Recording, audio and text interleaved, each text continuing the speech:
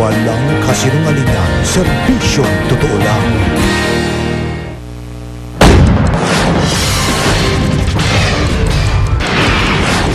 Dagdag pasahe sa MRT at LRT, aprobado na. Iba't ibang grupo nangalampag bilang protesta. Shotgun ng isang gwardya sa LRT, aksidenteng pumutok, 7 sugatan. Kasabay ng pagtataas ng pamasahe sa taxing may deresibong metro, mga taxi driver nangangambang tataas din ang boundary nila. Ikitain nila, baka raw hindi rin lumaki. Mga kumpanya ng langis, nagtaas na naman ng presyo. Exclusive, asawa ng Pulis Maynila na inaakusahan ng panggagahasa sa isang tindera. Ipinagtanggol ang kanyang mister. Hindi niya po kayang gawin yun na mait-mait po ng asawa ko. Empleyado ng PAL na binastos at ininsulto umano ng isang kongresista. Desididong magsampa ng reklamo. Inirereklamong mambabatas. Nagsorry na, pero iginit na pabalang siyang sinagot ng empleyado. Isang truck nag-iikot sa Los Angeles, California para magalok ng mga pagkaing Pinoy. Eugene Domingo nagkwento tungkol sa kissing scene nila ni Richard Gutierrez. Hindi ko kinaya. Siguro mga 2 gabi ako hindi naka-recover. At ilalanin ang mga itinanghal na People of the Year. Mike Enriquez, pinarangalan sa larangan ng broadcasting. Tinawag pang News Giant.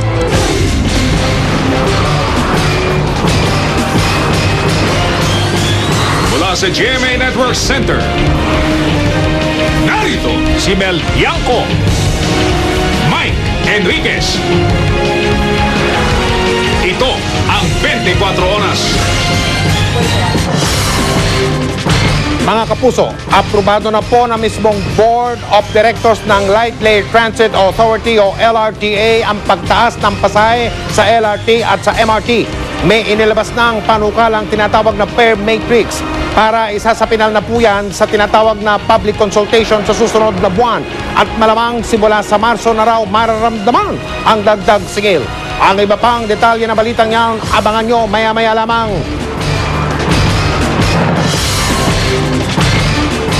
Magandang gabi po, Pito. Ang sugatan sa hindi may paliwanag na biglang pagputok ng shotgun ng isang security guard sa LRT at sa Taft Avenue Station kaninang tanghali. Pero paliwanag ng gwardya, hindi niya kinalabit ang gatilyo at aksidente raw ang nangyari. Nakatutok noong live si Susan Enriquez. Susan. Mike, palaisipan pa rin kung bakit pumutok ang shotgun na hawak ng security guard na nagbabantay dito sa LRT ED sa Taft Avenue Station sa Pasay City. Sabi ng security guard, hindi niya alam kung bakit pumutok, pero ang mga pulis Pasay City hindi kumbinsido. Posibleng sampahan ng kaso ang gwardya dahil 7 ang sugatan sa nangyaring insidente. Dagdag ng tama ng pellet mula sa shotgun ang multicab na ito na nakaparada sa may LRT EDSA station sa Pasay. Isa sa mga sasakyang tinamaan ng aksidente umanong pumutok ang shotgun ng security guard na si Ruel Bustarde. 7 tao din ang sugatan sa insidente at agad dinala sa ospital. Nakalugmok si Bustarde nang datna namin sa himpilan ng pulisya sa Pasay City. Hindi raw niya maubos maisip kung bakit pumutok ang hawat niyang shotgun pasado alas 12 ng tanghali. 3 taon ng security guard si Bustarde at reliever daw siya sa LRT station sa EDSA Pasay City. Kasi safety na po yun eh. Safety lang siya. Opo. Yun nga, ako nga po rin madam, ako nga po nabigla po nung time na yun, nabigla po gumanyan po yung baril, pumutok agad. Sabi ng gwardya, nagulat din siya nang makitang may tama ang 2 babae sa harapan niya. Kaya nga agad daw niya itong tinulungan para madala sa ospital. Po madam, kaya nung nakita ko po na may natimahan po 2 babae po madam, agad ko po binuhat po sila para dalhin po sa tricycle para itakbo agad po madam. Naniniwala ang mga saksi na aksidente ang pangyayari. Wala siya indisyon na paputokin. Yun na talaga nangyari. Pag sandal niya, pumutok. Ganyan eh. Pababa. Kaya ang kalat ng balik. Ayon sa hepe ng pulisya sa Pasay, kung aksidente ang pangyayari, dapat ay maipaliwanag ito ng gwardya. Hindi raw katanggap-tanggap kung sasabihin nitong hindi niya alam kung bakit pumutok ang baril. O kung ano man yung masasabing nangyari kanina, ayun, nakalabit niya at hindi. So, may responsibility pa rin siya doon. Sabi ng pulis, kung depektibo man ang baril o di kaya ay hindi personal na naka-issue sa gwardiya, dapat ay nakita nito ang depekto at alam din niya kung paano ito gamitin. Being a security guard na may hawak ng firearms or shotgun, so alam niya kung paano niya hawakan yung firearms niya because para sa akin, he's a trained security guard officer. Di tulad ng pangkaraniwang bala ng baril na may direktang tinutumbok kapag pinaputok ang shotgun, pasabog ang direksyon ng mga pellet kapag kumawala sa basyo nito. Ito ang dahilan kung bakit kahit isang beses lang pumutok ang shotgun, ito agad ang napuruhan. Irerekomenda ng Pasay City Police na isuspindi muna ang lisensya ng gwardiya at sumailalim ito sa muling pagsasanay. Pansamantalang mananatili sa kustudiya ng Pasay City Police ang gwardiya habang hinihintay ang pahayag ng mga biktima. Mike? Maraming salamat, Susan Enriquez. Buti na lang po at hindi ganong maluba yung tinamong sugat ng 7 biktima sa aksidente umanong pagputok ng shotgun na yon ng isang gwardiya sa LRT. Hindi rin daw sila galit sa gwardiya. Kamustahin natin ngayon ang kanilang lagay mula sa lungsod ng Pasay. Nakatutok live si Salima. Salima, kamusta na sila? Mike, nasa mabuting kondisyon na ang lahat ng 7 biktima ng aksidente pagputok ng shotgun ng isang security guard sa LRT. Ito ay ayon sa mga doktor dito sa San Juan de Dios Hospital. Tindera ng candy at chicheria si Aling Marlina sa ilalim ng EDSA LRT station. Alas 12:20 ng tanghali nang bigla raw silang makarinig ng putok. Nagulat na lamang daw siya na may makita mga duguan, kasama ang kanyang asawang si Danny at pamangkin na si Jose at 5 iba pa. Di siya tinamaan dahil may posting nakaharang sa kinapupwestuhan niya. Eksakto po nandoon sa harapan ko nung yung na mister ko. Sabi niya may tama siya. Tapos dumating yung pamangkin ko may tama sa likod. Talagang nabahala ako kasi sa likod pa po yung tama niya. Ano po? Baka tumama sa puso niya eh. Wala namang balak maghabol ang pamilya Matugina. Naging kaibigan na rin daw kasi nila ang gwardya. Hindi, mabait naman yung guard. Kilala niyo po yung gwardya? Opo. Ano pong pangalan niya? Ano ba yung kilala ko lang po yung mukha niya. Siyempre, kung sa amin din nangyari yun, di ba? Sa asawa ko, siyempre gwardiya yun. Hindi naman niya talain na aksidente lang. Ayon sa mga doktor, pawang mga minor injuries lang ang natamo ng mga biktima. Bukod sa mga kaanak ni Aling Marlina, patuloy na ginagamot ng mga doktor ang mga sugat ng isa pang dispatcher na si Hiner Denus at ang mga bystander na sina Jeneline Hita, Jocelyn Mission, Juliet Monterola at Hilda Gardose. Karamihan sa kanila nagtamo ng mga sugat sa paa, binti, braso at likod. We will just probably treat the wounds, the superficial wounds, and then probably give some antibiotics and then some anti-tetanus injections. But as far as the general medical conditions are concerned, they're basically all in stable condition. May kalalabas lang ng 3 sa 7 biktima. Ito po ay paglabas natin sa ospital, no? Ito ay kinabibilangan ng asawa ni Aling Marlina na si Danny Matugina at ng mga bystander na sina Jeneline Hita at Juliet Monterola. Ang nalalabing 4 na biktima, inaasahang lalabas na rin ng ospital anumang oras ngayon. Mike? Salima, sinong tumutulong sa pagsagot sa mga gastos ng mga biktima dyan sa ospital? Salima? Mike, buong araw na nakaantabay dito ang mga opisyales ng LRT. Gayon na rin itong agency nung gwardya na Kaiser. Maraming salamat, Salima Refran. Balikan natin ang balita tungkol sa inaprobahang dagdag singil sa MRT at sa LRT. Mula sa Ortigas, nakatutok live si Rafi Pima. Rafi? Well, sa ngayon ay nagpapatuloy po ito yung sinasagawang board meeting ng Department of Transportation and Communications. Pero inilabas na nga ng kagawaran itong inaprobahan nilang pagtaas sa pamasahe sa MRT at LRT Lines 1 and 2. Ayon kay Yusek Dante Velasco, magkakaroon ng 11 pesos na boarding fee sa MRT at LRT Lines 1 and 2. Bukod sa boarding fee, may dagdag ng piso kada kilometro na bayad ng mga pasahero para nga sa MRT at LRT Lines 1 and 2. Halimbawa, ang mula sa Baclaran patungong Roosevelt sa LRT Line 1, mula sa kasalukuyang 20 pesos, magiging 30 pesos na ang bayad. Sa LRT Line 2 naman, ang mula Santolan patungong Legarda, mula sa kasalukuyang 15 pesos na pasahe, magiging 25 pesos na ito. Hindi pa naibibigay sa atin ng DOTC ang fare matrix para sa MRT pero ganun pa rin naman ang computation. 11 pesos na boarding fee plus 1 peso per kilometer. Ayon sa DOTC, dadaan pa sa public consultation ang pagtaas sa pasahe sa MRT at LRT Lines 1 and 2 sa susunod na buwan at oras na maaprubahan sa unang araw na ng Marso ito ipatutupad.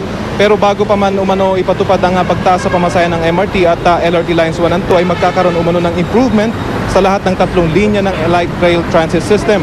Pagagandahin umano ang mga palikuran at magkakaroon ng mga ambulant vendors sa mga estasyong kadalasan ay nagkakaroon ng mahabang pila ng mga pasahero. Bukod dito ay magpapalit din daw ng ilang rail tracks dahil pabibilisin daw nila ang takbo ng mga tren. Ito raw kasi ang nakikitang solusyon ng board para mas mabilis ang turnaround ng mga tren at mababawasan ang paghihintay ng mga pasahero sa mga istasyon ng tren. The speed will be increased from 40 kilometers per hour to 60 kilometers per hour. This will require, ang i-require nito, ayusin yung rail tracks para makakaya niya yung speed ng train. Sa kabuuan, dahil sa pagtaas ng pamasahe, mababawasan umano ng 1.22 billion pesos ang subsidy ng gobyerno sa LRT Line 1 2 pa lamang. Malaking katipiran umano para sa pamahalaan. Ikinumpara din ng DOTC ang bagong pasahe sa LRT1 kumpara sa aircon bus, lalabas na tataas ng average na halos 2 piso ang proposed na pasahe sa LRT. Sa LRT Line 2 naman, halos 2 piso rin ang itataas ng pasahe sa LRT kumpara sa aircon bus. Sa ngayon kasi, Mel, ay mas mataas ng average na 3 piso ang pasahe sa aircon bus kumpara sa LRT Lines 1 and 2. Mel? Maraming salamat sa iyo, Rafi Tima. Patong-patong na ang pahirap. Yan ang ipinoprotesta ng iba't ibang grupong nakalampag laban sa napipintong dagdag pasahe na yan sa MRT at LRT at iba pang pagtaas ng presyo. Nakatutok si Tina Panganiban Perez. Pagtaas sa singil sa toll, presyo ng mga produktong petrolyo at pamasahe. Isama pa ang pagtaas ng presyo ng tinapay sa susunod na linggo. Ang mga sunod-sunod na pasakit daw na ito ang dahilan sa pagbuo ng Strike the Hike movement na binubuo ng iba't ibang samahan ng mga kabataan. Ilununsad ang kilusan sa LRT Recto kanina sa pamamagitan ng isang signature campaign kontra sa mga napipintong pagtataas sa pamasahe at iba pa. Pahirap na raw ng pahirap ang buhay ni Juan de la Cruz dahil habang nagtataasan ng lahat ng gastusin, naiiwan ng naiuuwing sahod ng mga Pinoy. Yung manawagan namin, wag naman sana magtaas ng LRT, MRT. Ito yung bagong taon na sumasalubong sa atin. Lahat po ay nagtataas. May mga pumirma naman sa mga pinaiikot nilang petisyon. Ipapasa raw nila ito sa ilang nakikisimpatyang mambabatas. Ba't po kayo pumipirma? Tungkol po, gusto ko rin kasi madalas din ako sumasakay ng LRT papuntang Santa Mesa. Gusto ko maging mababa din ang pamasahe sa kagaya naming ordinary, kahit hindi pa kami senior. Anong titipirin mo kapag tumaas ang pamasahe? Siyempre magkukulang na, kakapusin na para sa baon na lang ng mga bata. Instead of increasing the expenses, bakit hindi din i-increase yung salary? Hindi naman itinaboy ng mga pulis ang mga nagprotestang kabataan na kusa ring nag-disperse kalaunan. Sa Don Chino Rosas Bridge, nag-ingay naman ang ilang grupo rin ng kabataan bilang protesta. Kung ang pamahalaang Aquino raw, isinusulong ang PPP o Public-Private Partnership, tinututulan naman nila ang ibang klase ng PPP. PPP o patong-patong na pahirap sa mga mamamayang Pilipino ng panibagong rehimen. Ayon sa mga kabataang ito, nakahanda silang maglunsad ng sunod-sunod at mas matitindi pang kilos protesta hanggat pakinggan sila ng gobyerno. Baka sa mga susunod na araw, kahit yung mga train ng MRT at LRT, kahit Commission on Higher Education at yung ibang mga sangay o ahensya ng pamahalaan na magpapataw ng mataas na bayarin sa mga mamamayan, ay lunsaran namin ng mga kilos protesta at lunsaran ng mga barikada. Hindi nakalampas sa mga nagpoprotesta sa mga nakabalandrang barbed wires. Hindi rin nagkaroon ng tensyon sa pagitan ng mga relista at mga pulis. Tina Panganiban Perez, nakatutok, 24 oras. Ito pa isa. Sa 21 po ng Enero, simula na rin ang dagdag pasahe ng mga taxi, yung pong meron ng mga deresibong metro. Pero may pangambang ilang taxi driver, baka raw hindi rin nila maramdaman ang dagdag pasahe kapag itinaas naman ng operator ang kanilang boundary. Nakatutok si Cara David. 15 taon ng taxi driver si Mang Rolly. Kumikita siya noon ng 300 piso kada araw. Pero simula raw nang magtaas ang presyo ng gasolina, halos wala na siyang naiuuwi. Ubus na ang maghapong ipinasada sa langis at boundary pa lang. Kung Kaya magandang balita para sa kanya ang napipintong pagtataas ng pasahe sa mga taxi. Simula January 21, mula 30 pesos, magiging 40 pesos na ang flag down rate at magiging 350 na ang kada patak ng metro. It's already 49 pesos and 45 centavos per liter. Lugi na rin kayo. Talo. So kailangan nyo rin itong pagtataas. Oo, kaya lang. Ang apektado naman yung commuter. Uunti ang pasahero. Umaaray man ang mga pasahero ng taxi, di raw nababahala ang mga taxi operator sa posibleng pag-iwas ng mga commuter dahil sa pagtaas ng pamasahe. Para sa kanila, magandang balita ang dagdag singil sa pasahe. Talagang natural na reaksyon niya ng ating mananakay. Oo. Sasabihin pa nga nila, ay hindi na lang ako sasakay ng taxi. Kasi mataas. Kasi tumaas na. 1 month lang yan, makikita mo, babalik na uli. Pero ang ibang taxi driver natatakot din na baka ang mga taxi operator lang daw ang makinabang sa dagdag na flag down rate. Pag tumaas po yung pamasahe, ito po, chain reaction po ito. Tataas din po yung boundary niyan. Ayon naman sa LTFRB, tumutol man ng iba, tapos na ang desisyon. Sigurado nang magtataas ng pasahe sa January 21. Pero may kapalit ang pagtataas na ito.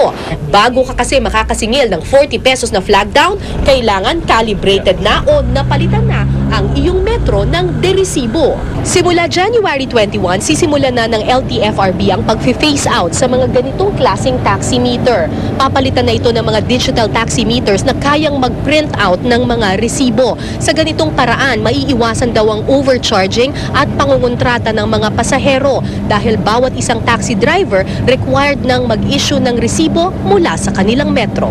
4,500 pesos ang pinakamababang halaga ng bagong digital meter. Wala pang itinakdang deadline ng LTFRB pero pwede na raw simulan ang pagpapalit ng bagong metro simula January 21. Ang hindi susunod, maaaring matanggalan ng rehistro. Paalala ng LTFRB sa mga pasahero, bago magbayad ng 40 pesos na flag down, siguraduhin munang may bagong selyo at sticker ng LTFRB ang taxi. Tingnan din daw kung nakakapag-issue ng resibo ang metro ng taxi. Tandaan, walang resibo, walang dagdag na singil sa pasahe. Maaring isumbong sa LTFRB hotlines ang mga lalabag. Cara David Nakatutok, 24 oras. At maghahating gabi na kagabi nang biglang kumpirmahin ng mga kumpanya ng langis na ipatutupad nila ang kauna-unahang pagtaas ng presyo ng mga produktong petrolyo ngayong taong ito. Sinimulan niya ng kumpanyang Shell kaninang alas 12 ng ating gabi. 50 sentimo ang dagdag sa kada litro ng gasolina, 25 sentimo naman sa kada litro ng diesel at kerosene. Sumunod ang Chevron kaninang alas 6 ng umaga. Nagpatupad din ng parehong dagdag presyo sa gasolina at diesel ang Total at Phoenix. Samantala, kahapon lang ay sinabi ni Energy Undersecretary Jose Layog Jr. na sakaling magkaroon ng pagtaas sa presyo ng mga produktong petrolyo, hindi yon magiging malaki. Hindi pa raw masabi kung tataas o bababa ang presyo ng langis sa mga susunod na araw. Sa gitna ng kaliwat, kanang dagdag gastusin, tuloy na rin ang pagtataas ng presyo ng tinapay sa Lunes. Ang katwiran ng samahan ng mga panadero na yung Philippine Baking Industry. Nagsitaasan na raw kasi ang mga sangkap ng tinapay kabilang na ang asukal. Nakatutok si Bernadette Reyes. Di na paaawat ang mga panadero. Simula sa Lunes, tataas ng 2 piso ang presyo ng tinaguriang loaf bread ng masa, ang Pinoy Tasty. Piso naman ang dagdag presyo sa ilang piling brand ng loaf bread, habang ang kada 10 pandesal, 50 sentimos ang imamahal. Ayon sa Phil Baking, samahan ng mga bread manufacturer, malaki na ang itinaas ng presyo ng mga sangkap ng tinapay. Kung tutuusin, mas malaki pa raw sana ang ipapatupad nilang dagdag presyo. Pero para hindi masyadong masakit sa bulsa ng mga mamimili, napagkasunduan ng mga miyembro nilang saluhin na muna ang ibang gastusin. Kahapon nagsumiti na ng kwenta ang Phil Baking sa DTI para ayudahan ang dagdag presyo. Hindi lang naman sugar yung component na may increase. So may shortening, mantika na nag-increase ng 50 to 60%. So may LPG, nag-increase. Yun, all hike, lahat-lahat hindi naman namin kinocompute yun eh. Diesel, di ba? Tumaas na rin. Pero sabi ng Sugar Regulatory Administration, hindi raw dapat maapektuhan ang presyo ng tinapay sa mataas na presyo ngayon ng asukal. Mabibili ngayon sa 3,000 hanggang 3,100 pesos ang kada sako ng asukal o katumbas na 57 hanggang 64 pesos kada kilo. 5 to 10% only ang asukal sa paggawa ng isang tinapay. We've made studies on that walang kinalaman ang asukal sa pagtaas ng presyo ng tinapay. Dahil napakaliit ng porsyento ng asukal ang ginagamit para gumawa ng tinapay. Pero banat ng mga panadero, mali ang kwenta ng SRA. They don't know kung gaano karaming ginagamit. Basically, it's not 10% for sure. Kung yung sugar bumaba ng 50, then we would expect another rollback. Sa ngayon, malabo pang maibalik 50 ang kada kilo ng asukal dahil mahal din daw ang asukal sa pandaigdigang merkado. Ayon sa SRA, naharap kasi sa iba't ibang kalamidad ang mga bansang pinagkukunan ng asukal, kabilang na ang Pakistan, Australia at Thailand. Problema rin daw ngayon ang tuloy-tuloy na pag-ulan sa Visayas.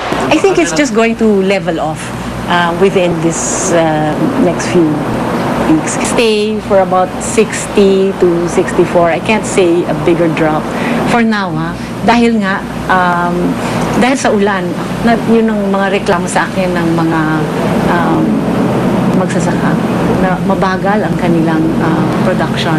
Kung mapapatuloy ang pag-ulan sa Visayas kung saan nagmumula ang pinakamalaking ani ng asukal sa bansa, ayon sa SRA, posibleng muling humina ang produksyon at muli na naman tumaas ang presyo ng asukal. Bernadette Reyes, Nakatutok, 24 Oras. Kaligtasan mo sa Alerto 24. Nilamon ng apoy ang isang bahay sa barangay Bahay Toro sa lungsod ng Quezon kaninang madaling araw. Problema sa kuryente ang inihinalang sanhi ng sunog. Si Mark Sembrano, naka-Alerto 24. Tupok na tupok ang bahay na ito matapos lamunin ng apoy pasado alauna ng umaga sa 57 Assistant Street, Barangay Bahay Toro sa Quezon City. Makaraan ng sunog. Mga pader na lang at pira-pirasong yero ang dinatnan ng GMA News. Tinatayang mahigit 5 milyong pisong halaga ng ari-arian ang nilamon ng apoy. Ayon kay Noel Bacarizas na residente rin sa naturang lugar, kitang-kita niya ang pinagmulan ng apoy nang dumaan sa harap ng bahay. Nakita ko gumagapang na yung apoy papunta ron sa bahay. Tumakbo kami papunta rito. Galing mo saan yung apoy, Bale? Sa kuryente. Kuryente, sa kawad mismo. Tapos napunta yung apoy doon sa loob ng bahay. Doon sa loob ng bahay. Dahil sa bilis ng pagkalat ng apoy, hindi na nagawang ilabas pa ang 2 kotseng nasa likuran ko. At mukhang sa pinsala na inabot ng 2 ito, hindi na papakinabangan ang mga sasakyang ito. Nagawa pang mailabas ang pickup na ito, pero ang 2 kotse sa garahe, halos hindi na makilala ang forma sa tindi ng pinsala. Panggabi ang trabaho ng mga nakatira sa bahay, kaya walang nasaktan o nasawi sa sunog. Pero ang kasambahay na si Anda Fitalver, emosyonal sa sinapit. Kaya ang payo ng mga otoridad. Merong annually check-off na fire installation natin, lalong sa kuryente. Mark Sembrano, naka-Alerto 24. Malabo raw ang paratang na nanggahasan ng tindera sa loob mismo ng headquarters ng Manila Police District ang pulis na si PO3 Antonio Bautista. Yan ay giniit ang kanyang misis nang makausap ito ng GMA News. Nakatutok si John Consulta, exclusive. Nag-aapektuhan na po kami pang pamilya niya. Hindi niya po kayang gawin yun na may po ng asawa ko. Ito ang naging madamdaming pagkatanggol ng asawa ni PO3 Antonio Bautista na inakusaang nanggahasa ng isang tindera sa loob ng tanggapan ng MPD nitong buwan ng Disyembre. Hiling ni Eileen, di niya tunay na pangalan, na huwag ipakita ang mukha niya para na rin daw sa seguridad niya at ng mga anak niya. Alam daw ni Eileen ang nangyari noong December 31, 2010 sa loob ng MPD headquarters. Nagkwento raw sa kanya si Bautista pero di niya muna raw ito sasabihin. Inamin niyang nagtatago ang mister at lalabas daw sa tamang panahon para linisin ang pangalan. Mula sa akusasyong pangagasa at pagnanakaw ng 4,000 piso.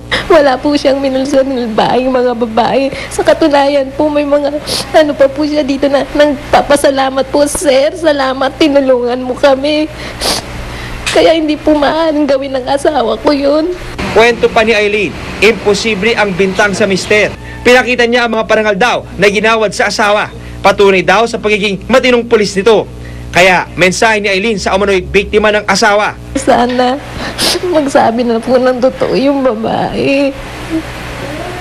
Huwag niya po masyadong idiin ng asawa ko. Sana po huwag niyo munang husgahan ng asawa ko. Alamin niyo muna po ang totoo bago niyo husgahan ng asawa ko.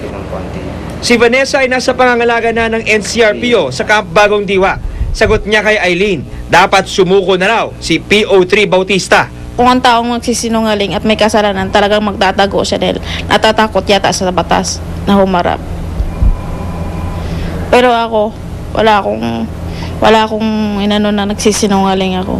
Kaya ako nandito dahil gusto kong ano yung ginawa niya sa akin. Muling iginit ng biktima na paninindigan niya ang kanyang mga pahayag. Hindi raw siya uurong sa laban. John Consulta, Nakatutok, 24 Oras. Sa iba naman pong balita, perwisyo pa rin sa kabuhayan at kalakalan ng patuloy na pagulan sa Western Samar at nakatutok po doon live ngayong gabi si Jamie Santos. Jamie, kamusta dyan? May pabugso-bugso pa rin ang buhos ng malakas na ulan dito sa Western Samar. Kaya naman muling nasisira ang kinukumpuning kalsada dahil sa landslide. Simula umaga hanggang hapon walang humpay ang pag-ulan dito sa Samar. Halos wala nang makita sa mga kalsadang papunta sa Eastern Samar. Ang ilang bahay kubo, bumigay na ng umapaw ang katabing ilog. Maging ang waiting shed, di mapapakinabangan dahil lubog sa tubig. Ang National Road nga, ilang araw nang di madaanan dahil sa pagguho ng lupa at pagtibag ng kalsada. Ilang truck tuloy na may mga kargadang kalakal ang stranded. Nagiinit na tuloy ang ulo ng mga driver nito sa pangambang masira ang kanilang produkto. Gaya sa amin, naghahanap buhay kami. Hirap talaga kami, gawin ang mga labas namin. Hindi. Laking abala. Laking abala talaga. Baka mahirapan po ang pagdala ng supply po ng bigas, kasagaran no, Tacloban lang naman po ang kinukuhaan namin ng mga pagkain. Pag inabot po ito no may 1 linggo, baka wala na pong makain doon sa amin sa Eastern Samar po. Yung iba dyan, mga hotdog. Hindi ba masira yun? 3 araw lang yan. Masisira ang iba, masisira. Puspusan ang ginagawang clearing operation ng DPWH para ayusin ang kalsada. Kahit mabasa ng ulan, hindi na ito ininda maging ng mga taga-Philippine Army na tumutulong sa DPWH para mas mapabilis ang trabaho. Laking tulong yan, lalo na sa military. Ito mga training, hindi pa kumakain. Pati na yung mga tao namin, hindi pa rin kumakain. Siyempre, sakripisyo muna. Sabi ko nga sa kanila na ang munisipalidad ng Paranas naging 24 oras ng alerto. Naggawa kami ng temporary evacuation center dyan sa pinakamalapit na barangay Lokilokon. Mike, hanggang sa kasalukuyan very unpredictable ang panahon dito sa Samar. At dahil bumuhos na naman ang malakas na ulan, natabunan naman ng gumuhong lupa ang National Road. Mike? Maraming salamat, Jamie Santos.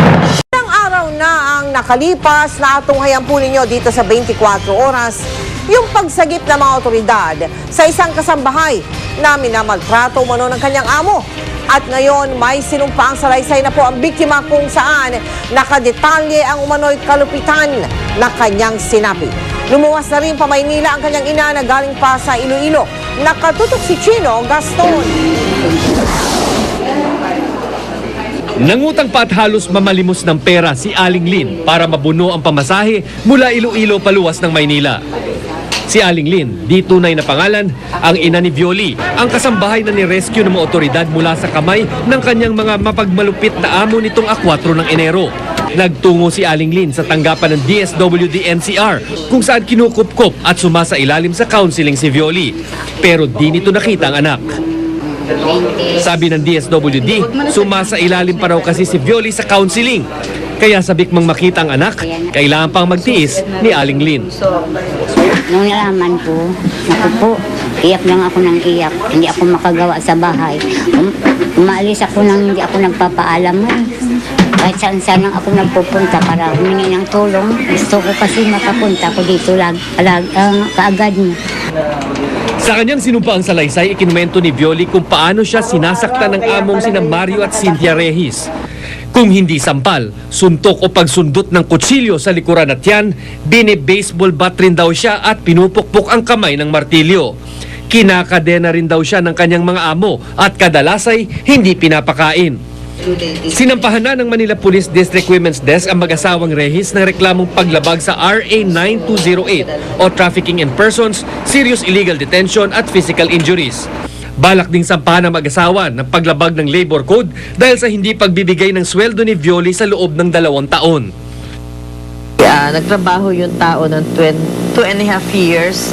So magtototal yung kanya ng 77,000 something. Hindi kasi siya pinasusweldohan.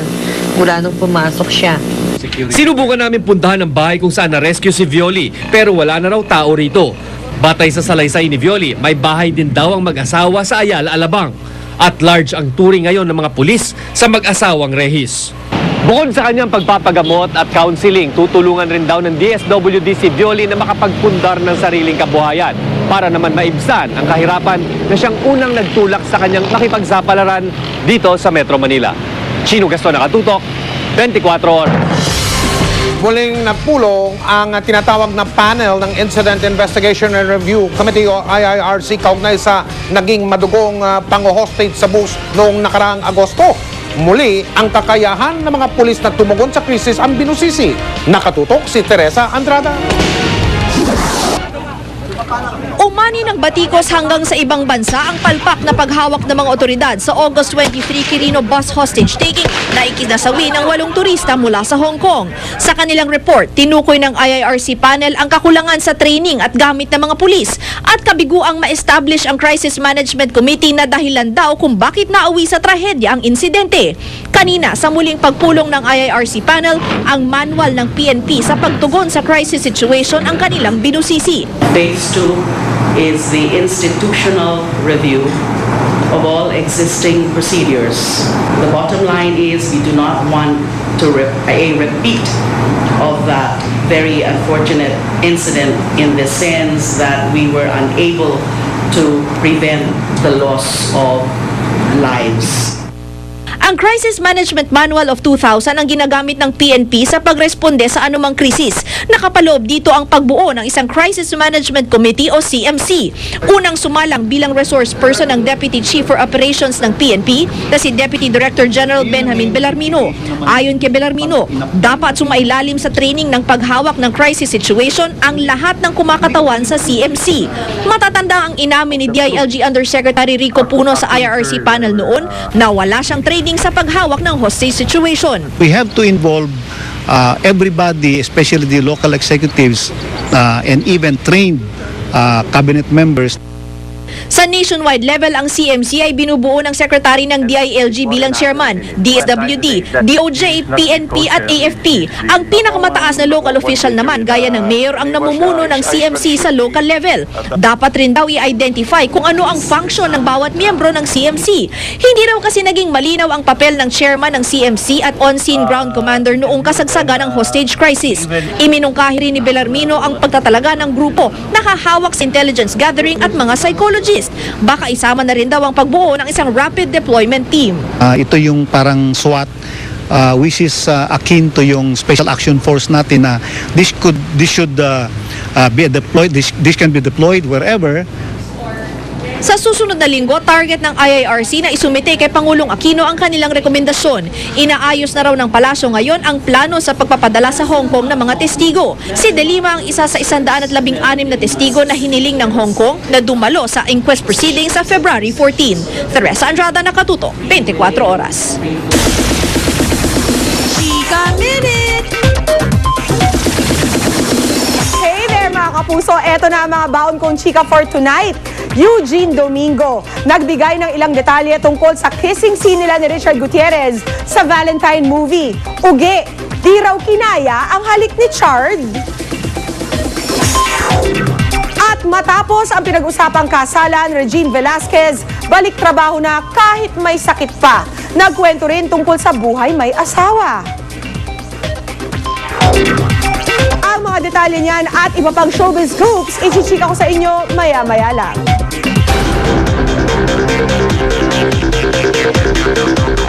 Epekto ng masungit na panahon sa kanilang lugar ay binahagi ng ating mga youth scooper tulad na lang ng nabiyak na kalsada sa Eastern Samar dahil sa paglambot ng lupa. Nakatutok si Josh Villanueva. Mistulang tinamaan ng malakas na lindol ang barangay Lipata sa Paranas, Western Samar. Nagkaroon ng malaking biyak sa kalsada roon kasunod ng paglambot ng lupa dahil sa mga pag-ulan. Ayon kay Youth Scooper Amado Gabihan, wala namang nasaktan pero lumikas na ang mga naapektuhan. Lubha na kasing delikado ang pundasyon ng mga bahay. Sa Can Avid Eastern Samar naman, hanggang bubong ang baha sa ilang lugar mula pa nitong linggo. Umapaw raw ang ilog dahil sa ilang araw ng malakas na pag-ulan. Ang mga litrato ay kuha ni Youth Cooper Randy Dalio. Kumpara naman nung isang linggo, di hamak na mas mababa na ang baha ngayon sa San Francisco, Agusan del Sur. Ayon kay Youth Cooper Ariel Tagayon, pinuntahan na ng lokal na pamahalaan ng mga apektado pa ring residente para abutan ng tulong. Pwede rin kayong magpadala ng mga video at litrato ng mahahalagang balita. Mag-log on lang sa www.uscoop.tv. Para naman magpadala ng text o MMS, i-text ng Scoop, space, message, space, ang inyong pangalan at address at ipadala sa 4627. Paalala lang po sa ating mga Youth Cooper, yun lamang po ang mga video at litrato na pagmamayari nyo mismo ang ipadala sa amin. Tandaan ninyo mga kapuso, basta may balita sa lugar ninyo, i-Youth Scoop ninyo. Susunod! Ang mga Ascals na yan ng Pilipinas, todo ensayo para sa kauna-una nilang laban ngayong taong ito. Ang kanilang makakalaban, Mongolia. Manny Pacquiao, pumirma na ng kontrata para sa bakbakan nila ni Sugar Shane Mosley.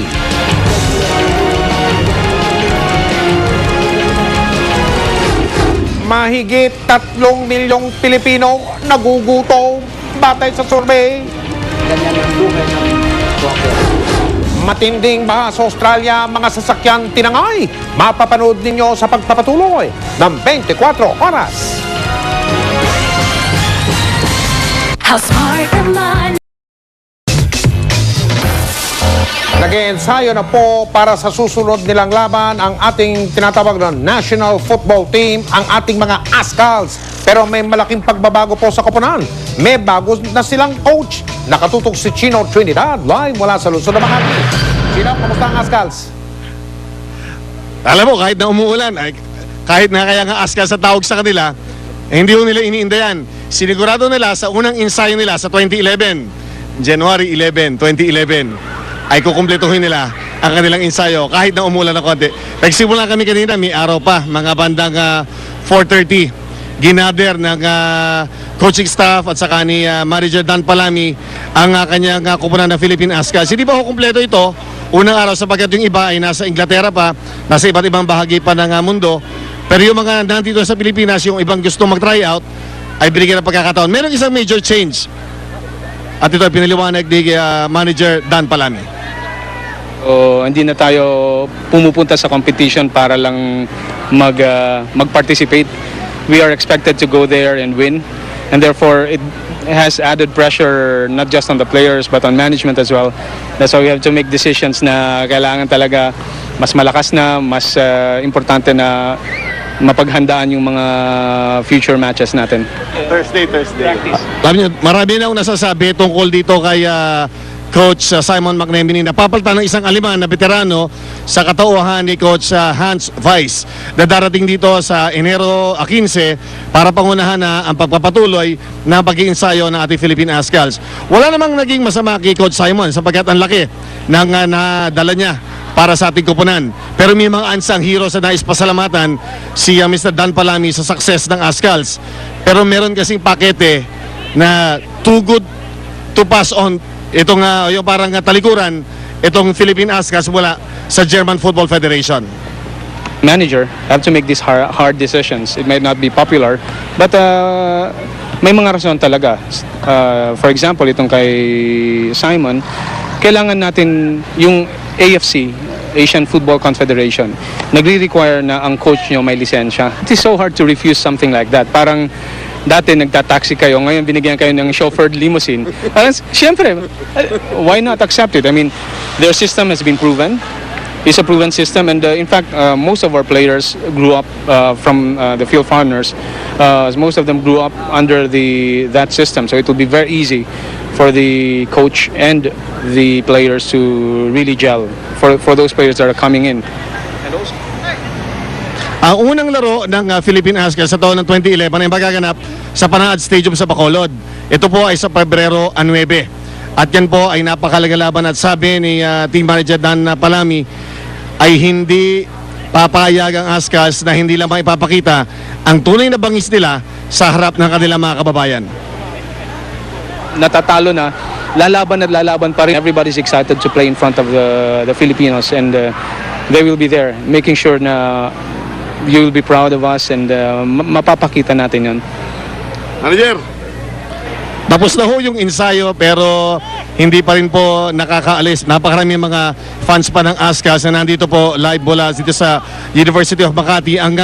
Siya nga pala, nagpapasalamat po ang ASCAS kay Mayor Junjun Binay sapagkat alam niyo bang ginawa na ang Makati na parang lugar na kung saan makapag-i-ensayo na ng regular ang ating ASCAS. So hindi sa wala na silang bahay.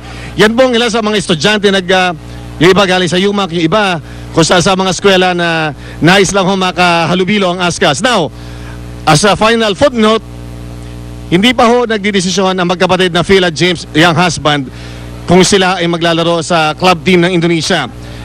Kung ito yung magkakatotoo man daw, hindi po ibig sabihin na tatalikuran ng mga young husband sa Philippine ASCAS na nanatili na ang kanilang top priority nila ay ang paglalaro at siguraduhin maging maayos ang paglalaro ng ASCAS sa taong 2011 and beyond.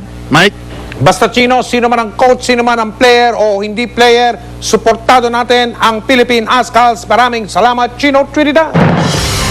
Sa unang pagkakataon mula nang siya'y mahalal, nakadalo na rin sa hearing sa Senado si Senador Antonio Trillanes IV. Nakatutok si Ruz Cabal. Sinimulan ngayong araw ni Senator Antonio Trillanes IV ang kanyang tungkulin bilang miyembro ng Senado sa labas ng kulungan. Kanina dumalo siya sa pagdinig ng Committee on Health kung saan tinalakay ang issue kaugnay sa pagsingil umano ng mga pribadong ospital ng on-the-job fee sa mga nurse. Nagulat pa nga ang chairperson ng komite na si Senator Pia Cayetano. Napatigil siya sa pagsasalita nang dumating si Trillanes. Unang tanong pa lang ni Trillanes, malaman na. Can you provide us a list of hospitals who are actually doing this?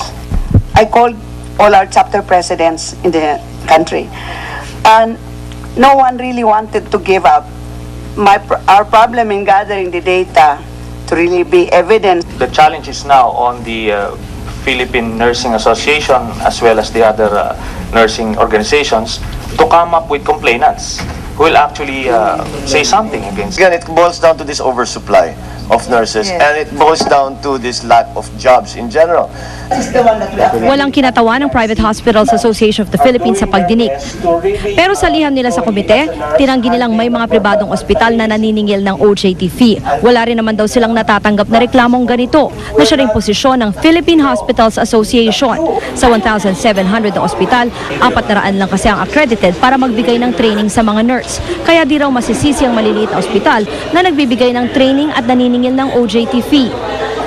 This leaves a bad taste to the mouth to accuse hospitals in the Philippines of volunteerism for a fee.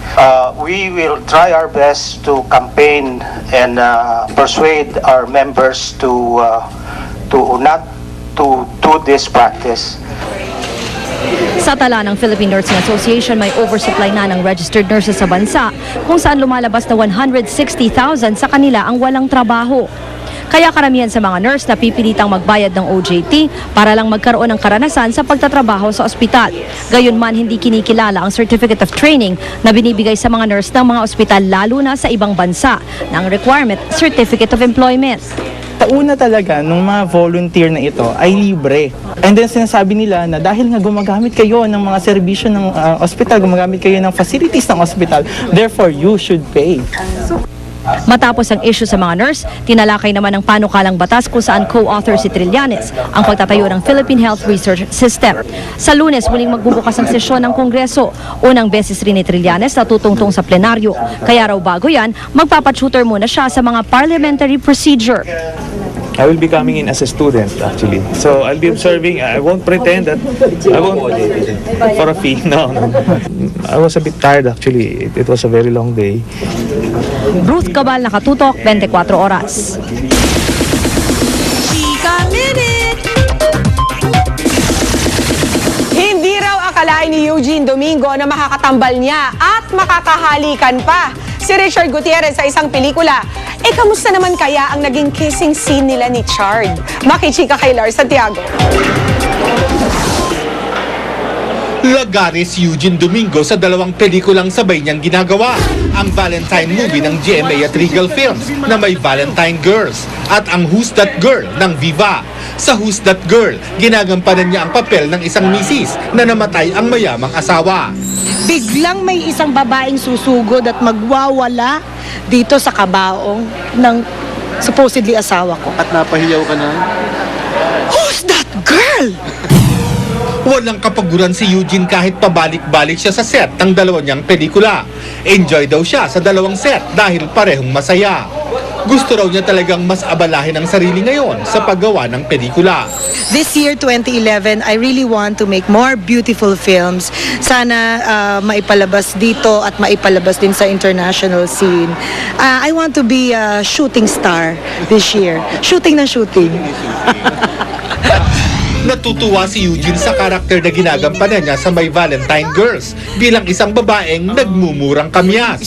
Hindi raw niya akalain na darating siya sa punto ng kanyang career na magiging katambal niya si Richard Gutierrez dahil dati sa The Promise nagkasama sila ni Richard at ang papel niya ay bilang yaya ng aktor. Ngayon, hindi lang sila magkatambal, may kissing scene pa. Nung unang tapang ko pa, sabi ko, oh Richard kissing scene papaalam na ako sa'yo, alam mo na. Todo ko ganyan. Sabi niya, talaga? Oo, sige, oo. So, ayun na, game na, kissing scene na. Ay, hindi ko kinaya. Hindi ko kinaya, siguro mga 2 gabi ako hindi naka-recover. Sabi ni Uge, iba raw pala pag isang Richard Gutierrez ang kakissing scene. Iba raw ang halik ng itinuturing niyang ultimate leading man. Ngayon lang ako nakaramdam na para kang hinalikan ng Prince Charming. Ilang taon na ako. Para sa 40, hinalikan pa ako ng Prince Charming. So parang naisip ko talaga, Richard Gutierrez is the ultimate leading man. Lars Santiago, updated sa Showbiz Happening. Sa pagbabalik ng Chika Minute, Regine Velasquez, back to work matapos ang engrandeng kasal nila ni Ogie Alcacid. Tutukan yan mamaya. Susunod! Pagsagip sa mga naipit sa matinding baha sa bansang Australia, naging pahirapan. Magkahiwalay na lanes para sa pribado at pampublikong sasakyan, tugon daw sa kabi-kabilang aksidente sa Commonwealth Avenue. At mga kapusong sina Mike Enriquez at Dingdong Dantes kabilang sa hinirang na People of the Year. Tutukan lahat ng yan dito sa 24 Oras. Balita mula sa bansang Australia, hindi bababa sa 19 ang patay dahil sa matinding pagbaha sa Queensland. Pahirapan ang search and rescue operations dahil sa tindi ng paglagasan ng baha. Ang mga na-trap dyan sa kotseng yan, todo kapit sa lubid para hindi sila matangay. Pati ilang sibilyan tumutulong na rin sa pagsagip. Yung ibang sasakyan, nagmistulang mga laruan na tinangay ng baha. Walang panama kahit yung mga van at pati nga ang mga maliliit na aeroplano. Ilang residenteng na-trap sa bubong ng kanilang bahay, kinailangang i-airlift. Halos 2 linggo na ang malawakang pagbaha sa Queensland at tinatayang aabot ng bilyon-bilyon ang gagastusin para sa rehabilitasyon. Kaligtasan mo sa Alerto 24.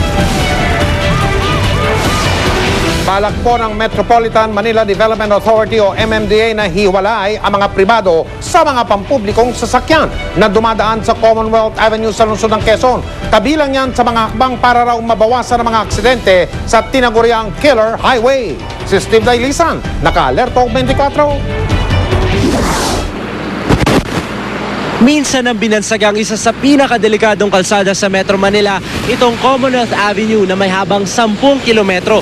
Meron itong tig-siyam na lane sa east at westbound, di hamak na mas malapad kesa sa EDSA, kaya naman matutulin ang takbo ng mga sasakyan. Pero kaakibat niya ng kabi-kabilang aksidenteng nagaganap dito halos araw-araw. Killer Road na nga ang taguring ngayon sa Commonwealth Avenue. Katunayan, batay sa datos na nakalat ng GMA News Research, itinuturing na accident-prone stretch ang kalsadang ito mula sa 2008 at 2009 report ng MMDA. Nitong Disyembre lang ng 2010, siyam agad ang aksidenteng nasaksihan ng GMA News. Mula sa pag-araro ng isang kotse sa isang tricycle, banggaan ng bus at kotse, Pagtagilid ng bus matapos sarduhin ang railing ng kalsada. Pagsalpok ng bus sa sasakyan ni Makati RTC Judge Reynaldo Laigo na kanyang ikinasawi at ng misis niyang si Lilia hanggang sa karambola ng bus, jeep at kotse. Bukod sa mga nasawi, maraming nasaktan at naospital sa mga aksidenteng ito. Kaya gusto ng MMDA, wakasan na ang mga disgrasya. Plano nilang maglaan ng tig-2 lanes na haharangan ng steel fence sa east at westbound nito para lamang sa bus, jeep at motorsiklo. Ang tig-7 lanes matitira para sa mga pampribadong sasakyan at taxi. Paniniguro ng MMDA, di nito pasisikipin ang daloy ng trapiko dahil tuloy-tuloy naman daw ang pagpapalapad sa malapad ng kalsada. Para po mabawasan po yung humahagibis ng mga sasakyan, kailangan po ng re-engineering design.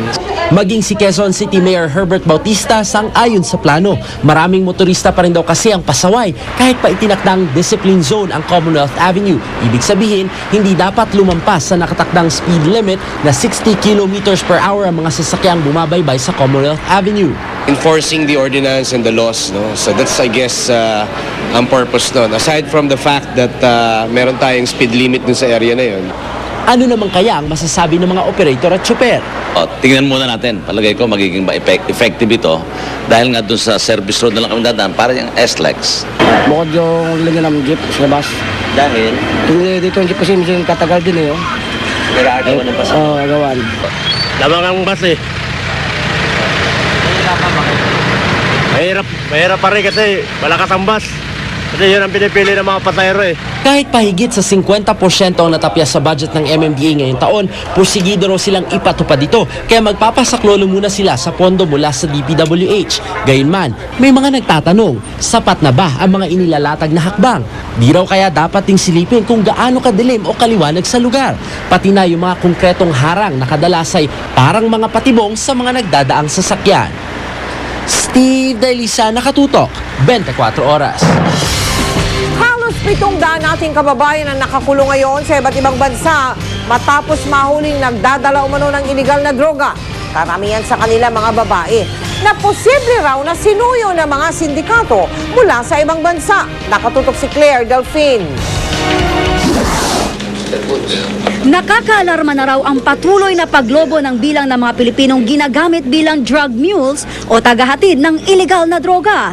Sa datos ng Philippine Drug Enforcement Agency, mula sa 2 noong 1993, halos 700 Pilipino na ngayon ang nakakulong sa iba't ibang bansa matapos mahuling nagkukuryer ng iligal na droga. Karamihan sa kanila sa China nahuli at nakapiit ngayon kung saan bitay ang pinakamatinding parusa sa drug trafficking. Na nakita lang mga sindikato na ito ang magandang pamamaraan dahil sa ito mga OFW. Kapansin-pansin ding karamihan sa mga nakakulong na umano'y Pilipinong drug mule ay mga babae. Among dun sa mga modus na na-document namin, ang isa doon, iba nililigawan through social networking sites, Facebook. Nililigawan nila, then pag naligawan na nila, hihikayatin nilang mag-travel sa isang bansa ngayon. Then pag nandoon na sa ibang bansa, ang marami sa kanila nagiging kapit sa patalim nauubusan na ng pera, so hindi na sila makabalik ng Pilipinas ngayon. Then here comes yung miyembro ng sindikato.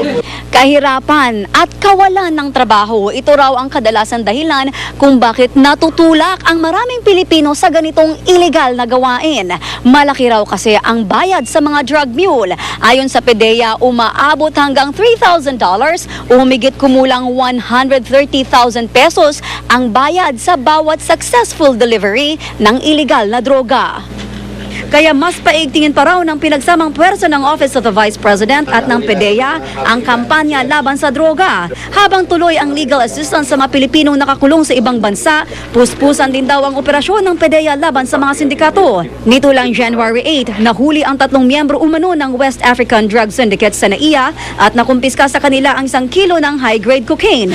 Kinilala ang mga suspect na sina Malik Bawa at Richard Apia na pawang African National at Thai National Pontiva Charion Thiong. Claire Delphine, Nakatutok, 24 Oras. Susunod!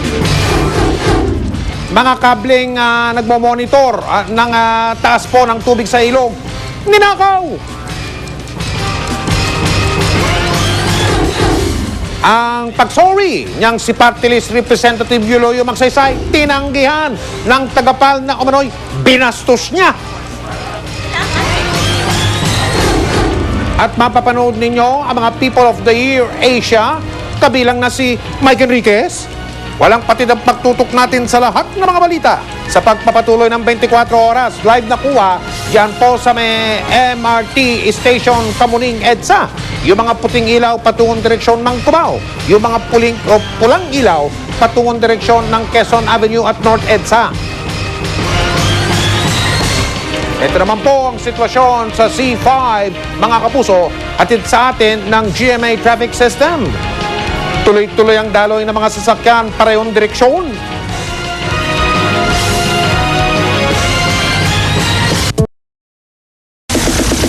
Mas malaki ang kinita ng 2010 Metro Manila Film Festival kumpara nung 2009. At ang isa sa mga dahilan, hindi raw na-pirate ang mga pelikulang kalahok sa MMFF. Yan ang exclusive chika ni Lars Santiago. Nakaka-relax na kahit papano si Optical Media Board Chairman Ronnie Ricketts ngayong natapos ang Metro Manila Film Festival na walang napirata isa man sa mga pelikulang kasali. Kagabi, pinanood niya ang ilang kasamahan sa industriya na nag-perform para sa anibersaryo ng isang clothing brand. Naroon si Party Pilipinas host Rico Robles at nagtanghal din sina Randy Santiago at twin star Derek Monasterio. Umabot ng 530 million pesos ang kabuoang kita ng 2010 Metro Manila Film Festival. Mataas ng 21% sa 437 million pesos na kinita ng MMFF noong 2009. Isa sa tinitingnang dahilan ay ang hindi pagkakapirata ng isa man sa mga pelikulang kalaho. Actually, may showing pa rin, Kuya Lars. So, we're on our third week. So, very vigilant pa rin kami. Minomonitor pa natin yung movement. So far, wala pa talagang lumalabas. Ayon kay Ricketts, naging mahigpit ang kanilang pagbabantay sa tulong na rin ng iba pang sektor at ng kanilang mga asset.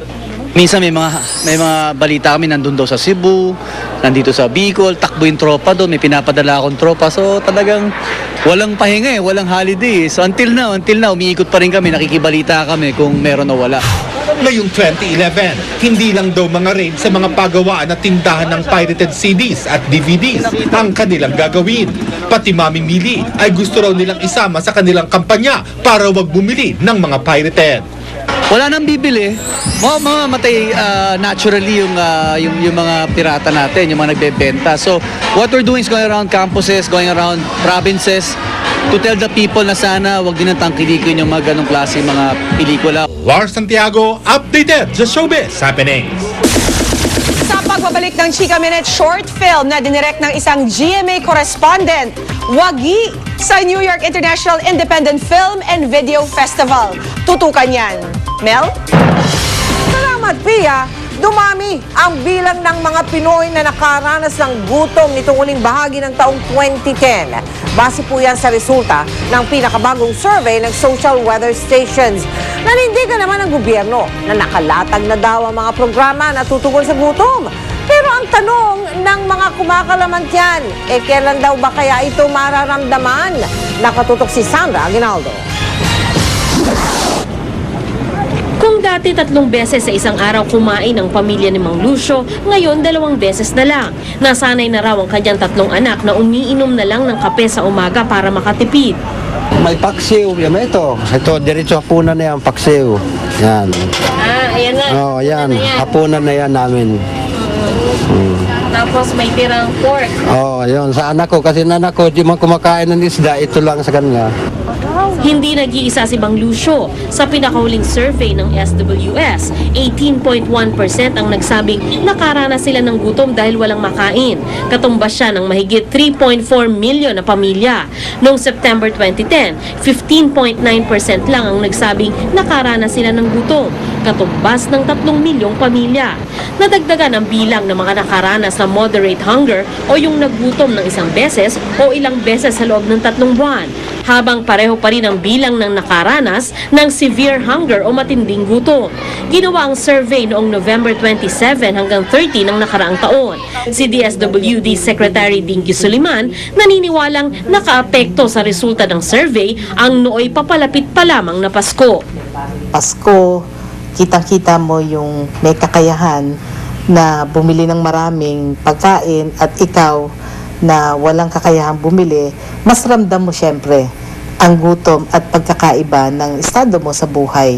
Para maibsan ang paghihirap ng maraming Pilipino, ilang programa ang inilatag ng gobyerno. Kabilang na dito ang mas pinalawak na conditional cash transfer at ang pagbibigay ng kabuhayan sa mga nangangailangan. Pero nais kong liwanagin na hindi yan ang solusyon lamang. Kasi ang 1,400, alam naman nating lahat, hindi makakasustento sa pamilya na 5 o 6 ang anak. Tanong ni Mang Lucio, maambunan naman kaya sila ng grasyang ito? Matagal na yan, ma'am. Wala naman kami dito na anuhan yan. Wala kami nararamdaman yan dito. Sandra Aguinaldo, Nakatutok, 24 Oras. Si Mel Tiangco, ang inyong kapusong totoo. Ngayong gabi, ipapakilala namin sa inyo ang mga kababayan natin na naninirahan dun sa napakataas sa mga kabundukan ng Cordillera. Ang tawag po sa kanila ay mga Peacock of the North. Alamin natin kung bakit.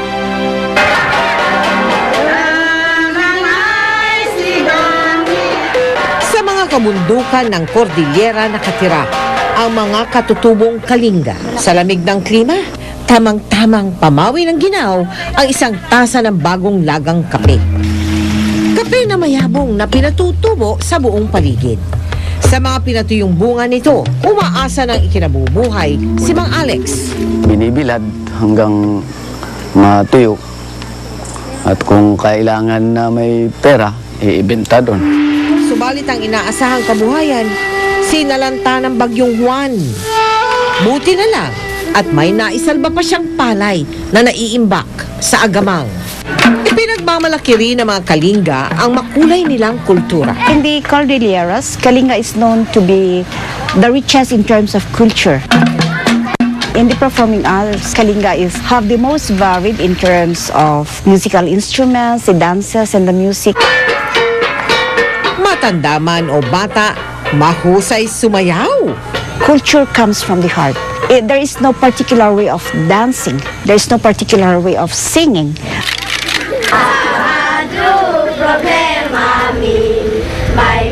Ginagamit din nila ang pagtatanghal para ipahayag ang mga hinaing.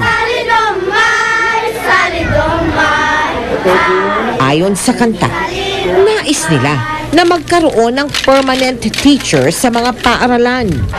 At bilang gantimpala sa pagmamalasakit ng mga bata sa pag-aaral, handog namin munting regalo.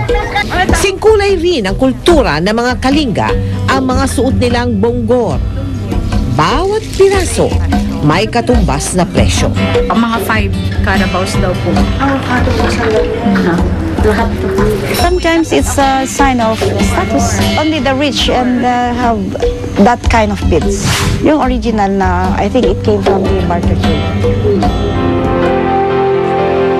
Busog na busog ang paningin at tainga namin sa yaman ng kultura ng ating mga katutubong Kalinga.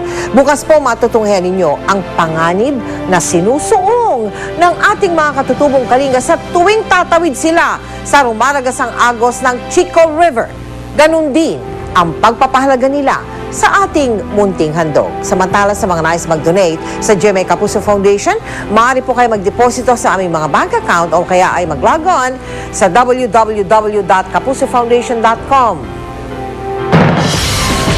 Up next, labang Manny Pacquiao at Shane Mosley, may kontrata na!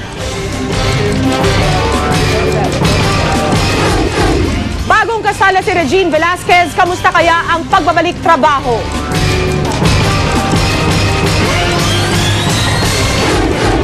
At mga kapusong sina Ding Dong Dantes at Mike Enriquez, kabilang sa mga itinanghal na People of the Year.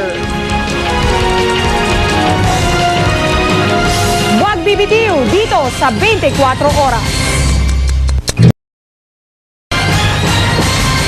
Desidido ang empleyada ng Philippine Airlines na ireklamo sa Kamara at sa Ombudsman ang umano'y nambastos at nang insulto sa kanya na si Party List Representative Eulogio Magsaysay. Nagsorry na si Magsaysay pero ginigit di niya pabalang din daw siyang di daw niya pabalang na sinagot ng empleyado o sinagot siya ng pabalang ng empleyado. Nakatutok si Sherry Ann Torres. Nanginginig pa rin ang PAL Customer Service Agent na si Sara Bonin Ocampo habang kinikwento ang pambabastos umano sa kanya ni AVE Party List Representative Eulogio Magsaysay. Hindi raw niya palalampasin ang umano'y pambabastos kaya sa susunod na linggo, sasampahan niya ang kongresista ng unbecoming conduct sa Ombudsman pati na sa Ethics Committee ng Kamara. Kanina kasama ng mga supporter, pumunta si Sara sa Eisenhower Tower sa Green Hills, San Juan kung saan daw nakatira si Magsaysay. Ano bang naging kasalanan ko sa iyo, Mr. Magsaysay? Kunting respeto naman. Babae ako. Hindi ko makalimutan yun. Minsan nang humingi na paumanhin ang kongresista. Aminado si Magsaysay na pagsalitaan niya si Ocampo at nag-ugat daw yon sa di magandang pagsigot ni Sara sa kanya. Ito rin daw ang laman ng complaint ng kanyang inihain sa PAL. Pero sabi ni Sara, gusto raw ng kongresista na makatabi ang dalawang anak patungong Los Angeles noong December 17. Ang kaso, puno ang eroplano. He was looking at me like this. Said, "Sir, do you have a problem with me?" And right away he said, "Shut up, you bitch. You menopausal bitch." He said, "Papa, sesante kita." Ma'am, may I request that we be seated together, most particularly my 10-year-old son. To my surprise, she said, "Oh, is that within my powers to do anything?" I was looking at her dahil surprise ako eh. Lumapit siya ulit sa akin. Sabi niya, "Sir," almost face to face, "Sir, do you have a problem with me?" Dahil upset ako, doon ko na bitawan yung mga salitang menopausal bitch. Muling humihingi ng dispensa si Magsaysay. Minasama raw kasi niya ang taas ng boses ni Ocampo dahil hindi niya alam na ganun talaga siya magsalita. Whatever offensive, sexist remarks I have made or uttered, nasabi ko, nabanggit ko, I apologize. Madali lang magsabi ng apology eh. Madali lang gawin yun eh. Handa raw si Magsaysay na harapin ang kaso at anumang parusang kaakibat nito. Tiniyak naman ni Majority Leader Neptali Gonzales II na magiging patas ang Kamara. Reprimand o sermon, suspension at expulsion ang pwede maging parusa ni Magsaysay oras na makitang guilty nga ito. Dumistansya naman ang PAL management sa isinagawang kilos protesta kanina. Karapatan naman daw ito ni Ocampo at ng ibang empleyado. Iniimbestigahan na rin daw nila ang gusot sa pagitan ni Magsaysay at Ocampo. Sherry Ann Torres, nakatutok, 24 oras. Pirmado na po ni Congressman Manny Pacquiao ang kontrata ng laban nila ni Sugar Shane Mosley. Sa ika-7 Mayo nakatakta ang bakbakan sa MGM Grand sa Las Vegas. Didepensahan ni Pacman ang kanyang kampyonato welterweight ng WBO o World Boxing Organization. 3 beses naging world champion ang 39 na taong gulang na yan na si Mosley. Pero maraming boxing fans ang nadismaya nang siyang napiling susunod na kalaban ni Pacquiao. Sa Marso, magsisimulang mag-ensayo ang Pound for Pound King sa lungsod ng Baguio. Pinatid ko na doon kay Michael Cons yung contract ng fight at permado ko na. So tuloy na yun. Si Mosley naman kasi is magaling din na boxing hero at may pangalan din sa larangan ng boxing. So magandang laban din yan dahil si Mosley dating world champion din yan at yung Margarito, ni-knock-out niya si Margarito eh. Samantala, kababalik lang po sa lungsod ng General Santos si Pacquiao at ng kanyang pamilya. Nagbakasyon sila sa Australia at sa Japan bilang bahagi ng pagdiriwang ng kaarawan ng kanyang misis na si Jinky. Chika Minute! Wagi ang isang Filipino film sa New York International Independent Film and Video Festival 2010. Itinanghal bilang Best Short Film sa international category ang pelikulang Latus na idinirect ng GMA Davao reporter na si John Paul Seniel. Ang Latus ay Visayan word na ibig sabihin ay pamamalo. Base ito sa totoong kwento ng isang dalagita na sinasaktan ng kanyang ama. Layo ng short film na matigil ang corporal punishment o pagpaparusa sa mga bata tulad ng pamamalo at pangungurot. Kabilang din ang Latus sa top 10 films ng Cinemalaya 2009. Balik trabaho na si Regine Velasquez matapos ang kasal nila ni Ogie Alcacid last December. Kamusta naman kaya ang kanyang pagiging Mrs. Alcacid? Yan ang chika ni Aubrey Carampel. Naka-drag, makeup at in character bilang bading si Regine Velasquez nang bisitahin namin sa taping ng I Heart You Pare ngayong hapon. Ito ang unang araw ng pagbabalik trabaho ni Regine matapos ang bongga at much talked about wedding nila ni Ogie Alcacid nung December. Kahit nga may sakit ang songbird dahil daw sa dami ng activities nilang mag-asawa nitong nakaraang Pasko at Bagong Taon, ay kailangan raw niyang bumalik sa trabaho.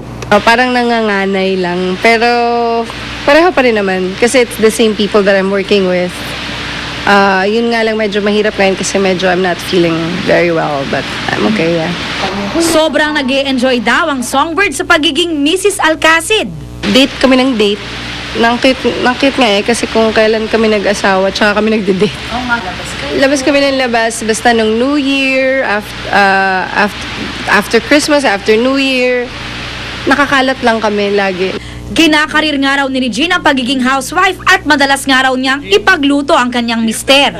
Abala nga ako sa pagluluto, kaya yata nagkasakit-sakit na ako kasi panay ang luto-luto ko. Ayun, nung Christmas, nung New Year, ako yung designated cook. Sa mga nag-aabang naman ang kanilang magiging chikiting, wag raw mainip dahil maging sila raw ay naghihintay rin. Mag-abang muna tayo, kasi ako din nag-aabang eh. I don't wanna put pressure sa sarili ko and sa kanya. At habang wala pa ang baby, pansamantala ay abangan na lang muna ang bagong primetime soap nila kung saan makakatambal niya si Ding Dong Dantes. Sana subaybayan niyo po at sana panoorin niyo kasi kakaibang mundo naman ito. Aubrey Carampel, updated sa Showbiz Happening. At yan po ang mga hottest chika for today. I'll see you tomorrow. Ako po si Pia Guanyo. Mel? Salamat, Pia. Nagdiwang ng ika-100 anibersaryo ang College of Law ng Universidad ng Pilipinas. Isa sa mga pinakatampok sa pagdiriwang na iyon ay ang pagbibigay parangal kay dating Chief Justice Renato Puno. Nakatutok si Rauna Crisostomo. Saksi ang mga haligi at dingding ng gusaling ito sa hirap, tiyaga at pagsisikap ng bawat estudyante at maging guro ng College of Law sa Universidad ng Pilipinas. Dito nagsimulang mahubog ang kamalayan sa batas at serbisyong panlipunan ng maraming negosyante, tagapagtanggol ng bayan at maging presidente ng bansa. At sa ika-100 taong anibersaryo ng kolehiyo, isang alumnus na gumawa ng marka sa lipunan ng binigyang pugay at karangalan. Ginawaran si dating Chief Justice Renato Puno ng Doctor of Laws Honoris Causa, ang pinakamataas na parangal na binibigay ng kolehiyo. Dahil yan sa kanyang mga reformang ginawa sa hudikatura, pagpapanatiling malakas at walang bahid na hustisya sa bansa at malasakit sa mga biktima ng extrajudicial killings. For being a man of law, prose and religion, who exemplifies the modern Filipino intellectual, and for fulfilling his responsibilities and civic duty to the nation through years of invaluable public service. Let me first thank the Board of Regents for this honor, confirming me an honorary doctorate degree. Saksi sa parangal ang ilang mga kilalang alumni kabilang na sina dating Chief Justice Hilario Davide, Senator Edgardo Angara at GMA Chairman and CEO Attorney Felipe Gozon. Paghanga at inspirasyon naman ang napulot ngayon ng mga estudyante ng kolehiyo. Very privileged kasi hindi naman lahat na-admit or tinatanggap dito sa College of Law. Eh, syempre pressured at mapifeel mo yung burden na dapat mag-aaral ka mabuti dahil hindi lang para sa sarili mo yung ginagawa mo, kundi para sa Filipino people. Nakaka-inspire din to see them na hopefully someday kami rin ganito rin yung mangyayari. Kaninang umaga nagsimula ang pagdiriwang ng sentenaryo ng kolehiyo sa itatayong UP Law Centennial Dormitory na eksklusibong gagamitin ng mga UP Law student. Pinasinayaan din ng ilang bagong gawang silid sa Malcolm Hall. At kanina, inanunsyo rin ang pagsasakatuparan ng UP Satellite Campus sa The Fort Taguig sa susunod na taon. 4 na profesional na kolehiyo kabilang ang law sa magtatayo ng extension classes doon. Ginugunita namin ang teaching law in a grand manner. At sinasabi namin, naniniwala kami, honor and excellence, leadership and service, passion for excellence. So ito yung kahalagahan ng Centennial. Sunod-sunod pang mga aktibidad ang inilatag para sa buong taong pagdiriwang ng UP Law Centennial. Rauna Crisostomo, Nakatutok, 24 Oras. Muling iginawan ng People Asia Magazine ang People of the Year Award sa ilang Pinoy na hinangaan sa kani-kanilang larangan itong nagdaang taon. Kabilang po yan sa mga pinarangalan ang kapuso actor na si Dingdong Dantes at syempre ang aking partner na si Mike Enriquez. Nakatutok si Mariz Umal. Naging maningning ang gabi ng parangal para sa mga kinilalang People of the Year para sa taong 2010 ng People Asia Magazine. Sa loob ng 7 taon, kinikilala at pinararangalan nila ang mga taong hinahangaan sa iba't ibang larangan. Kabilang sa nagkamit ng prestigyosong award ang 24 Oras anchor na si Mike Enriquez, na ayon sa mga organizer ay unanimous choice sa larangan ng broadcasting. Tinawag pa nga siyang news giant ng People Asia Magazine. You're in the company of mga movers and shakers, and shapers. You're in the company of people na may kakayahan na to make things happen, ika nga.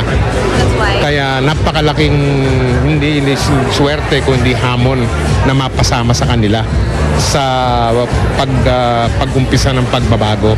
Isa naman sa pinakabatang awardee ang isa pang kapuso na si Dingdong Dantes na sa edad na 31 ay malayo nang narating sa kanyang karera. Mga tao talaga na respectable at magagaling sa kanilang ginagawa, and para sa akin yun pa lang isang malaking karangalan na para sa akin. That's why siguro after tonight I will be more motivated to do better things. Kinilala rin ang husay ng internationally acclaimed industrial designer na si Kenneth Cobonpue sa pagdidisenyo ng mga furniture.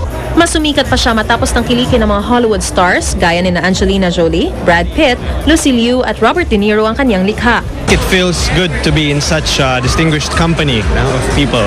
I want to put the Philippines back on the map, on the world stage.